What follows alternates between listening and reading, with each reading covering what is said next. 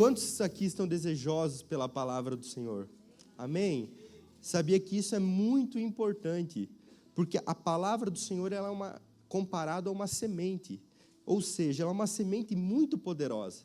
Só que se o solo não for bom, mesmo a semente muito poderosa, ela não frutifica. E o que é o solo? É o meu e o seu coração. Então é muito importante que nesse momento o nosso coração esteja receptivo para a palavra do Senhor, não para a minha palavra, não para o que a igreja diz, mas para aquilo que o Senhor diz. São palavras do Senhor. Isso é muito importante para que a palavra entre no seu coração e ela produza frutos e produza vida, porque é assim que acontece com a palavra que sai da boca do Senhor. Lá em Isaías 55, no versículo 10, diz assim: assim como a chuva, ela não vem para a terra e não volta antes de produzir aquilo pelo qual ela veio, dá nutrientes ali ao solo e tudo mais. E Deus fala, assim acontece com a palavra que sai da minha boca, ela não retorna para mim vazia. Então, sempre que a palavra do Senhor é declarada, ela tem um propósito, ela tem uma finalidade, e é de abençoar a sua vida, de transformar a sua vida. O nosso Deus é um Deus que tem prazer em abençoar. E a minha pergunta é, você tem alegria em receber? Amém? Glória a Deus. Então nós vamos ler juntos o que está escrito lá em João 1, versículo 35. Quantos aqui sabem quem foi André na Bíblia? Levanta a mão, quem sabe? Poucas pessoas, né? Nós vamos ler um pouco a respeito desse homem de Deus e de algumas coisas que ele fez. Antes desse texto, só para vocês conseguirem entenderem o que a gente vai ler agora, pode deixar no versículo 35, a Bíblia vem falando que João Batista estava pregando o batismo de arrependimento. O ministério de João Batista foi antes de Jesus começar o seu ministério. Então, antes de Jesus começar a pregar, começar a curar, começar a operar sinais, João Batista estava pregando, anunciando que um dia Jesus iria vir. Então, isso que vai acontecer, que nós vamos ler, está acontecendo nessa transição em que o ministério de João Batista está caminhando para o seu final e o ministério de Jesus está começando a iniciar. E a palavra do Senhor diz assim: no dia seguinte, João, qual João? Esse Batista, o que pregava, estava ali com 2 dos seus discípulos. Quando viu Jesus passando, disse: vejam, é o Cordeiro de Deus. Ouvindo dizer isso, os 2 discípulos seguiram Jesus. Voltando-se, vendo Jesus que os 2 o seguiam, perguntou-lhes: o que vocês querem? Eles disseram: Rabi, que significa mestre, onde estás hospedado? Respondeu ele: venham e verão. Então foram por volta das 4h da tarde, viram onde ele estava hospedado e passaram com ele aquele dia. André, olha aqui o nosso personagem, André, irmão de Simão Pedro, era um dos 2 que tinham ouvido que João dissera e que haviam seguido Jesus. O primeiro que ele encontrou foi Simão, seu irmão, e lhe disse: achamos o Messias, isto é, o Cristo, e levou-o a Jesus. Jesus olhou para ele e disse: você é Simão, filho de João, será chamado Cefas, que é traduzido Pedro. André, irmão de Simão Pedro, antes de ser discípulo do Senhor Jesus, ele era discípulo de João Batista.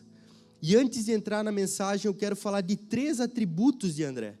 O primeiro deles é que ele era um homem sensível, ele era um homem que tinha discernimento das coisas. Porque quando João veio pregar, muitos taxaram João Batista como um louco. Muitos falaram que ele era só mais um profeta. Só que a Bíblia fala que esse homem era o que preparou o caminho do Senhor. E André percebeu isso. André foi discípulo de João. Mas também no momento em que Jesus começa a aparecer, ele deixa de ser discípulo de João Batista e passa a ser discípulo de Jesus. Então André, por mais que é um personagem desconhecido, que nós muitas vezes não lembramos, ele era uma pessoa sensível à voz do Senhor. porque ele soube entender o ministério de João Batista e também conseguiu compreender o ministério de Jesus que estava ali se iniciando. Essa é a primeira característica de André. A segunda dela é que ele era generoso. André era um homem generoso. Por quê? Porque Jesus ele deu uma missão para mim e para você, que está lá no fim dos evangelhos. Ide por todo o mundo, pregar o evangelho, é a grande comissão, conhecida por nós. Só que André, aqui é o início do ministério de Jesus, e ele já estava apresentando Jesus. Olha só o que está escrito no versículo 40. André, irmão de Simão Pedro, era um dos dois que tinham ouvido o que João dissera e que haviam seguido Jesus. O primeiro que ele encontrou, quem foi? O primeiro. A primeira pessoa que ele viu depois de Jesus foi seu irmão Simão. E ele lhe disse: achamos o Messias. Isso é o Cristo. E olha o que ele fez. E levou o seu irmão até Jesus. Jesus olhou para ele e disse: você é Simão, filho de João, será chamado Cefas, que traduzido é Pedro. Então, André, eu fico maravilhado com isso, porque em nenhum momento Jesus ordenou para ele trazer as pessoas. Em nenhum momento ele teve esse mandamento que hoje eu e você sabemos, mas ele entendeu: meu Deus, eu encontrei o Messias, eu preciso ir e contar para as pessoas. E a primeira pessoa que ele viu, ele já trouxe diante do Senhor. E o Senhor já libera uma profecia dessa na vida do seu irmão Simão Pedro, que aqui eu acredito que a grande maioria conhece. Quantos aqui conhecem o Pedro da Bíblia pescador? Levanta a mão. Mas André, a maioria não conhecia. Só que foi André que foi usado pelo Senhor para pegar o seu irmão e levar até Jesus. Eu fico maravilhado com essas histórias da Bíblia, porque nós lembramos muitas vezes de quem está em evidência, de quem está no holofote, e nós medimos o sucesso por ser uma pessoa conhecida, por ser uma pessoa ouvida, por ser uma pessoa em evidência. Só que para Deus não é assim que é o sucesso. Eu digo para você, é mais valioso você ser conhecido pelo Senhor do que você ser conhecido pelos homens. Porque tem muitas pessoas que são conhecidos pelos homens, mas não são conhecidos do Senhor. Muito mais vale eu e você sermos conhecidos pelo Senhor. E André, esse cara anônimo na Bíblia, ele ganhou o seu irmão para Jesus. E aqui é a terceira atributo que eu quero falar de André. Ele era uma ponte. O evangelho, os 4 evangelhos falam muito pouco sobre André, para dizer quase nada. Só que a outra vez que André aparece é aqui em João 6, do 8 ao 9. Olha só. Aqui vocês devem lembrar essa situação, é aquela vez, a primeira multiplicação de pães e peixes. Primeira multiplicação de pães e peixes. Foi 5 pães e quantos peixinhos? 2 peixinhos. Sabe quem que foi o cara que trouxe isso para Jesus? Eu deixo vocês adivinhar. André. Olha só o que a Bíblia diz. Outro discípulo, André, irmão de Simão Pedro, tomou a palavra.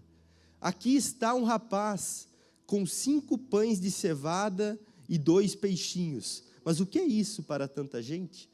Ele levou e questionou, mas ele foi instrumento da matéria-prima ali para o milagre. O que eu quero dizer? Eu vou tentar dar um exemplo aqui para você tentar entender. Como eu gosto de futebol, eu vou usar um exemplo do futebol. No futebol tem uma gíria que é sempre mais valorizado aquele cara que faz o gol. Mas o cara que dá o passe para fazer o gol, muitas vezes não é lembrado. André é o cara que deixa o outro na cara do gol para fazer o gol. Não é, Vini? Ele é o cara que pifava o cara. André é esse cara. Ele era uma ponte para as pessoas, ele era uma ponte para o milagre chegar na vida das pessoas, da multidão. André era esse cara. E por que eu estou falando tudo isso? É porque eu quero que você entenda nessa noite que talvez você vai ser alguém muito conhecido, mas talvez você vai ser alguém pouco conhecido. Só que isso não importa. O que importa é você ser um instrumento nas mãos do Senhor. É isso que importa. Não importa se você vai estar aqui pregando ou se você vai estar lá na mesa de som. Eu cheguei aqui hoje na igreja, acho que foi o segundo a chegar, porque o Juve estava lá, e eu estava conversando com ele. E ele estava me contando que ele trabalha nessa área há 30 anos. Cara, 30 anos. Meu ministério, eu acho que pastor, vai fazer 2 anos agora, que eu prego. Pode ser 2, 3 anos que eu estou ministrando a palavra. Mas ele está lá 30 anos. Talvez ninguém aqui conheça ele, mas ele está servindo ao Senhor com o talento, com o dom que o Senhor confiou na vida dele. E assim é o reino de Deus. Assim é o corpo de Cristo. Uns são chamados para uma parte, outros para outra. E nisso consiste a nossa vitória. Aqui que está o nosso sucesso, em fazer aquilo que nós somos chamados para fazer. Porque imagina você tentar ensinar um peixe a voar. Imagina você tentar ensinar um pássaro a nadar. Meu Deus, não vai dar certo. É igual eu e você. A gente só funciona naquilo que a gente foi projetado para ser, com os talentos, dons que Deus confiou na nossa mão. E é isso que nós precisamos entender, que você não precisa se comparar com o outro, porque você tem algo único da parte do Senhor. E você precisa buscar isso, em conhecer o Senhor. À medida que nós vamos conhecendo o Senhor vai revelando coisas sobre a nossa vida. Amém? Agora eu quero entrar na mensagem do Senhor. Eu separei 3 pontos aqui, para nós sairmos daqui entendendo que nós fomos criados para um propósito. Primeiro ponto é que você tem um chamado. Jesus contou uma parábola que está escrita lá em Mateus 22, 14. Aqui é a conclusão da parábola. Eu vou resumir a parábola para não ficar o texto muito extenso. Eu não quero que vocês dispersem da palavra do Senhor. Essa aqui é a parábola das bodas de casamento. Jesus uma vez contou uma parábola assim: o pai preparou um casamento para o seu filho. Aí ele mandou os servos chamar os convidados para o casamento. Aí os servos foram chamar os convidados para a festa que estava pronto. Só que os convidados para a festa de casamento falaram assim: meu Deus, infelizmente eu não vou poder ir. Eu acabei de comprar uma terra e preciso ir lá resolver as coisas lá. O outro falou assim: meu Deus, eu acabei de casar, não posso ir, tenho mais coisas para fazer. E o outro falou uma coisa, e o outro falou outra, e o outro falou outra. Resumindo, os convidados não foram para a festa, eles deram desculpas ali para não estarem presentes nessa celebração. Aí, o dono da festa, que é Deus, falou assim: agora vocês vão e tragam quem vocês acharem pelas ruas. Quem é? Eu e você. Essa parábola está referindo-se aos judeus que não quiseram o Senhor Jesus. Mas eu e você estamos sendo preparados, adornados para uma grande festa que o Senhor já tem preparado. E no fim da parábola ele fala assim, você pode pensar assim: é muito lindo o que você está falando, mas eu não tenho nada de especial na minha vida. Você tem o fôlego de vida. Deus te deu vida. Deus te criou único. Então você tem algo especial. E a parábola termina dizendo assim, Mateus 22, 14. Muitos são chamados, mas poucos são escolhidos. Será que foi Deus que não quis que aquele primeiro grupo viesse? Ou foi eles que não estavam disponíveis para viver aquilo que o Senhor tinha para eles? Não é Deus que vai separar você daquilo que Ele tem, é você. Mas Deus, Ele procura pessoas que estão disponíveis. Deus não está interessado em quanto valor você tem, Deus não está interessado em quanto você pode fazer, na tua capacidade, porque Deus não escolhe você pela sua capacidade, mas Ele te capacita a viver aquilo que Ele te chamou para fazer.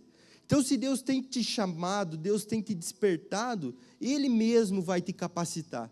A única coisa que Ele precisa é ter disponibilidade da minha e da sua parte. Será que nós temos priorizado as coisas do Senhor? Será que nós temos colocado Deus à frente de todas as coisas? Ou quando se trata das coisas do Senhor, a gente pensa assim: se não atrapalhar o meu negócio, se não atrapalhar meu casamento, se não me atrapalhar isso, aquilo ou aquele outro, eu vou. Mas se atrapalhar, eu não vou.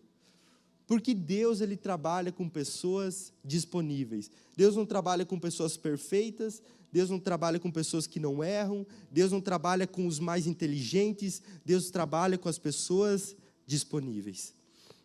Eu quero ser uma pessoa disponível para o Senhor. Eu quero fazer aquilo que o Senhor espera que eu faça. E eu sei que Deus tem um propósito, eu sei que Deus tem uma chamada. Assim como Ele teve para André, que não foi conhecido, mas ele teve um papel importante. A Bíblia diz assim em 1 Coríntios 7:17.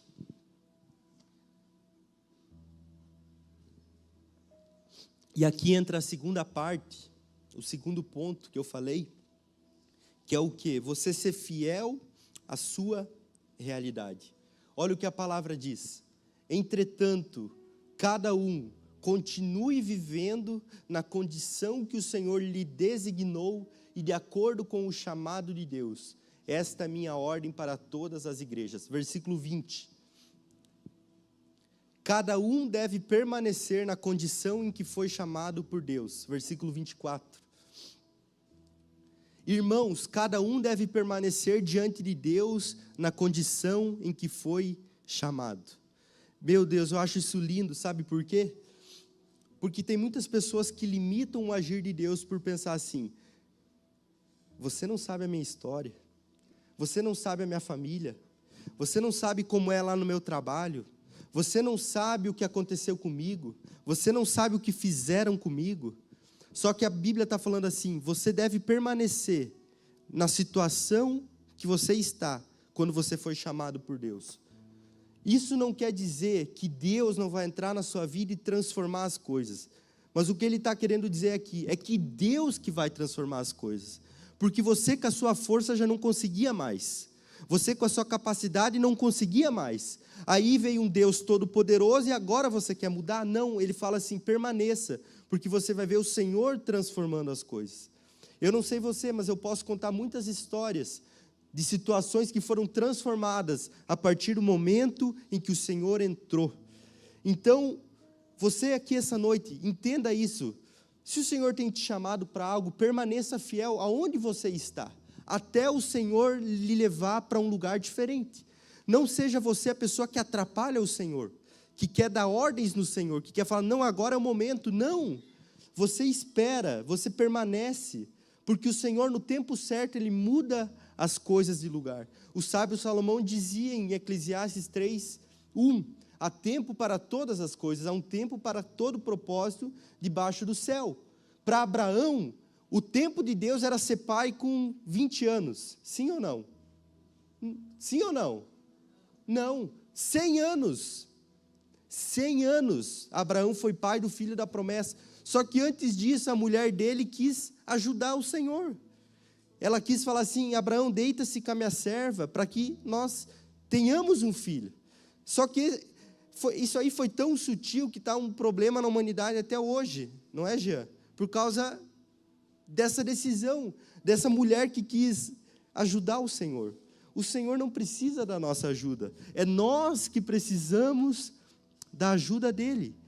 Então, se o Senhor tem chamado, permaneça. Por mais que está doendo, permaneça. Uma hora o Senhor transforma.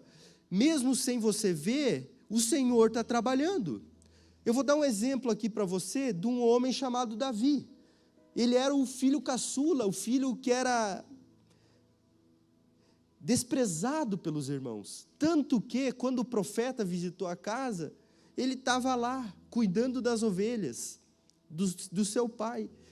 Talvez você está nessa fase, você pensa assim: meu Deus, ninguém me vê. Meu Deus, estou aqui cuidando das ovelhas, e vem só bicho aqui para tentar matar, vem leão, vem urso. Não tenha o jargão popular, matar um leão cada dia. Davi era literal esse jargão, vinha um leão lá para ele matar. Então assim, até quando, Senhor? Quem sabe Davi estava passando isso pela cabeça dele, mas sabe o que ele fez? Nada. Ele permaneceu dando o melhor dele, até que um dia o Senhor olhou para ele, porque a Bíblia diz assim, e encontrou o Senhor Davi. O Senhor que encontrou Davi, é o Senhor que me encontra, é o Senhor que te encontra. Então permaneça, não desista, permaneça, porque o Senhor tem algo para fazer na minha e na sua vida. Quem crê nisso? Glória a Deus. E aqui é o terceiro ponto, que todos têm importância. Aqui é o cume da mensagem, o ápice, por isso que eu creio que o Senhor me direcionou a falar sobre André essa noite, porque a obra de Deus, a igreja do Senhor não é só ter alguém aqui pregando e ter alguém aqui cantando, vai muito além disso. Talvez você é um André, talvez você é uma pessoa que você fala assim, meu Deus, encontrei uma coisa muito legal, vem aqui ver. Daí a pessoa vem no culto e Deus levanta o cara de uma forma extraordinária. Você só foi o André, mas não é menos importante. Para Deus, todas as peças do quebra-cabeça são importantes. Inclusive, Ele compara a igreja como um corpo. Todos nós temos um papel no corpo. Ou você deixa eu tirar uma unha de você, ou você deixa eu ir tirar um dedo, ou você quer perder alguma parte do seu corpo, uma sobrancelha. Deve ficar bem lindo, né? Você sem sobrancelha. Toda parte do corpo é importante. Cada um de nós aqui tem um papel importante para o Senhor. Romanos 12, 4, olha o que a Bíblia diz. Preste atenção, é uma palavra rápida. Estamos caminhando para o final, mas é poderoso. Assim como cada um de nós tem um corpo. Quantos aqui têm um corpo? Quantos aqui têm um corpo? Glória a Deus por isso, pelo seu corpo. Com muitos membros. E esses membros não exercem todos a mesma função. Cada membro tem uma função. Assim como cada um de nós tem um corpo com muitos membros, e esses membros não exercem todos a mesma função, próximo. Assim também em Cristo nós, que somos muitos, e tem muito mais que nós aqui, tem muitos, muitos. Formamos um grande corpo, e cada membro está ligado a todos os outros. Todos nós aqui somos interligados através de Jesus Cristo. Nós estamos ligados nele. Versículo 6. Temos diferentes dons, de acordo com a graça que nos foi dada. Se alguém tem o dom de profetizar, use na proporção da sua fé. Se o seu dom é servir, que sirva. Se é ensinar, ensine. Se é dar ânimo, que assim faça. Se é contribuir, que contribua generosamente. Se é exercer liderança, que exerça com zelo. Se é mostrar misericórdia, que o faça com alegria. Tem gente que ela tem o dom de animar os outros. É o que está dizendo ali. Exerça animando.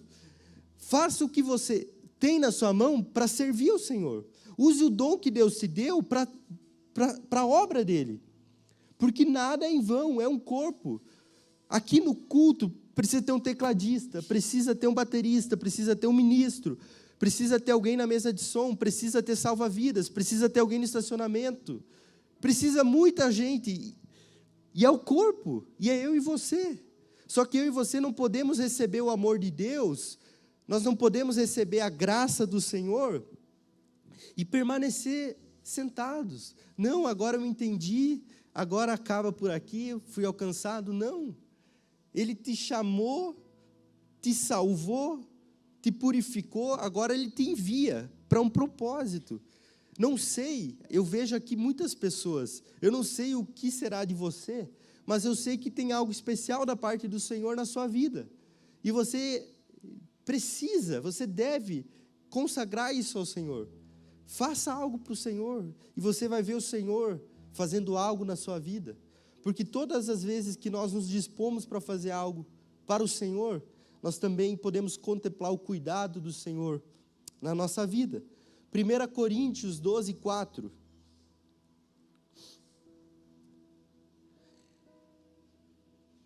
Coríntios.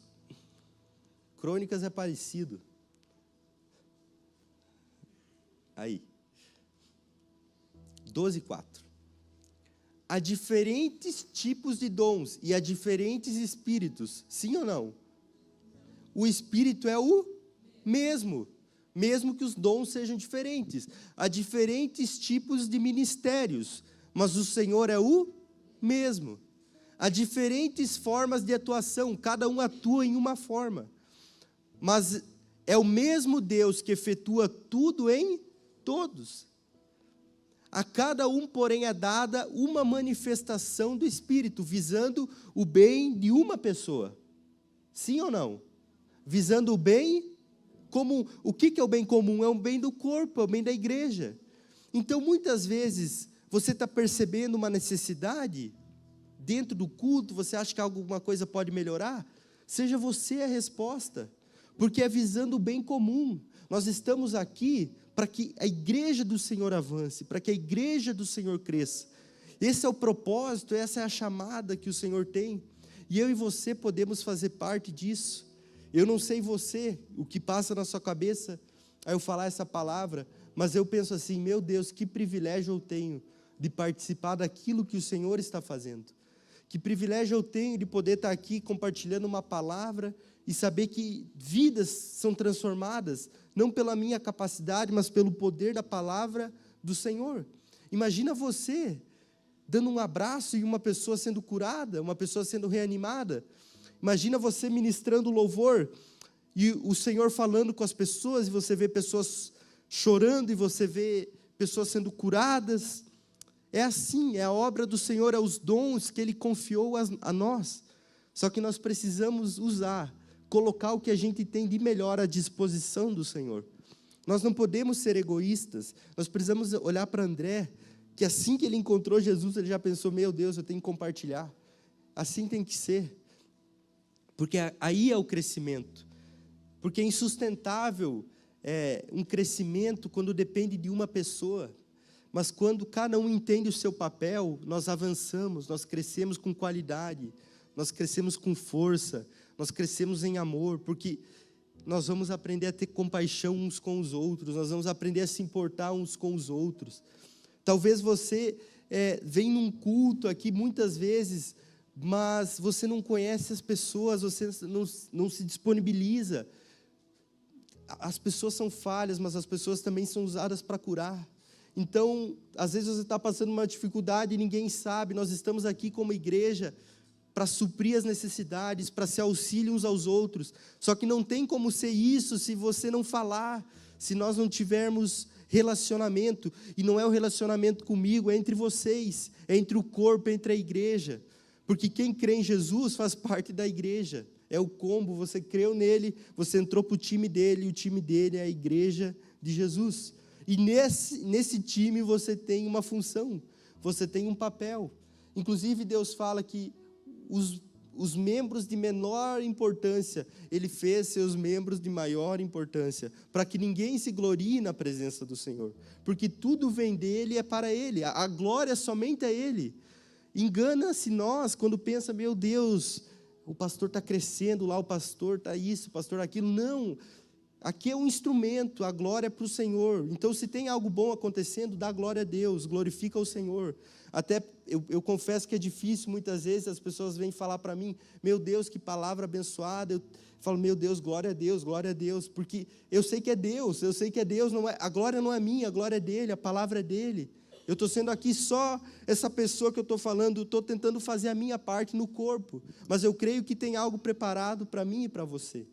E eu falo para você, você só vai viver uma vida plena quando você começar a fazer aquilo para aquilo que o Senhor te chamou. Eu não sei onde pode ser dono de empresa, pode ser um funcionário, pode ser um pastor integral, todos dependem do Senhor, mas quando você começar a viver aquilo que o Senhor tem, você vai começar a viver uma vida plena, uma vida que não tem necessidade, porque a Bíblia diz, busquem primeiro lugar o reino de Deus, a sua justiça, e estas coisas vos serão acrescentadas. Enquanto nós corremos atrás de coisas, o Senhor está pensando, bota eu em primeiro, que todas as coisas vão ser acrescentadas. Porque é assim com aqueles que se entregam para o Senhor. Amém? Eu vou ler um último texto, nós vamos orar e vamos encerrar o culto. 1 Coríntios 15, 58. Portanto, meus amados irmãos, mantenham-se firmes e que nada os abale. Sejam sempre dedicados à obra do Senhor, pois vocês sabem que no Senhor o trabalho de vocês não será inútil. Pelo contrário, Jesus falou o seguinte, um copo d'água que você dá para um desses pequeninos será lembrado pelo Senhor. As pessoas esquecem, mas o Senhor não esquece. Então saiba você que servir a Deus é bom. Servir a Deus é gratificante. E Ele paga muito bem. Ele é gracioso, Ele compensa, Ele nos assiste. Mas que eu e você sejamos essa pessoa que usa nossos talentos e coloca na mão do Senhor. Amém?